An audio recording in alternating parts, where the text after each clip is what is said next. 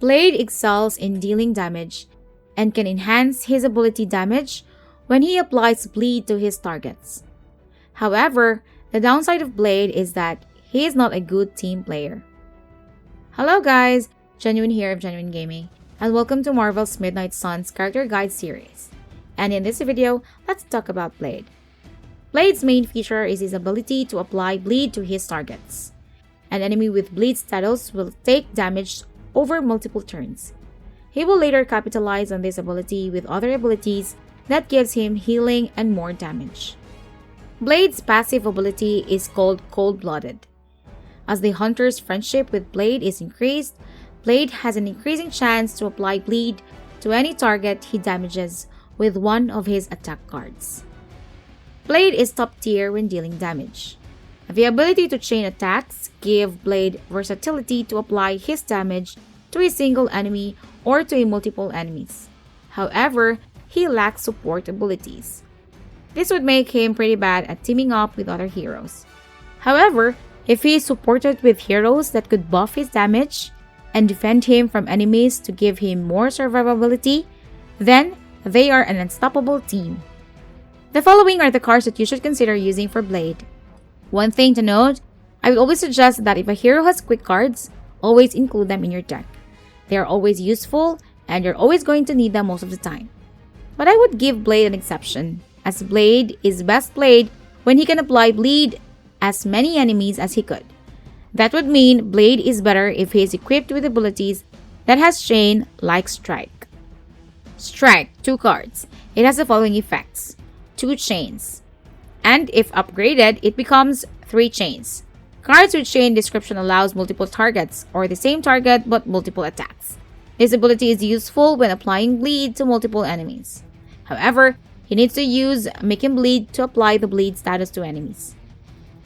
Reaper, 1 card. It has the following effects. It consumes all bleed on the target to deal remaining bleed damage. If upgraded, it adds on KO. Gain 1 strengthened. When a character has a strengthened status, that would mean his offense is increased by 50%. One deadly combo that ends with this card is play Make Him Bleed to apply 2 bleed on your next 3 blade damage cards.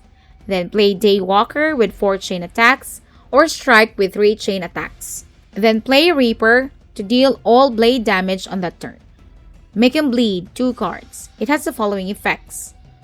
Draw 1 blade card.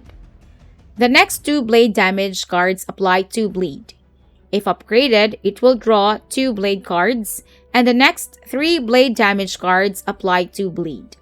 This is a must-have card for Blade, as it is the only way that Blade can apply bleed on his attacks.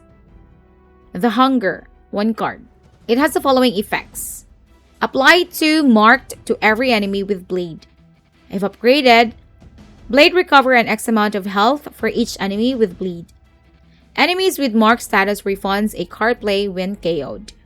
Maximum of 1 refund per ability. Recover X amount of health for each enemy with bleed.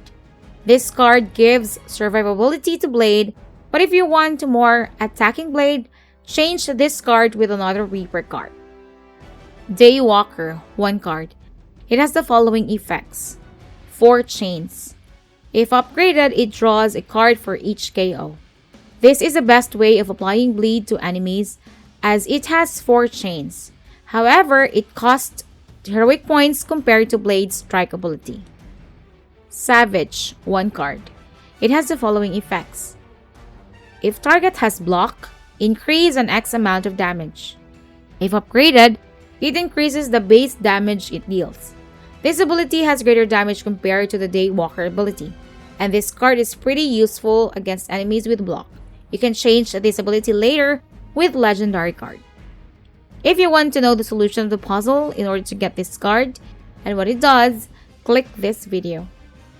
As usual, do not forget to leave a like if this video is helpful for you, and for more Marvel's Midgnight Suns videos, subscribe to the channel. See you in the next video. Ciao!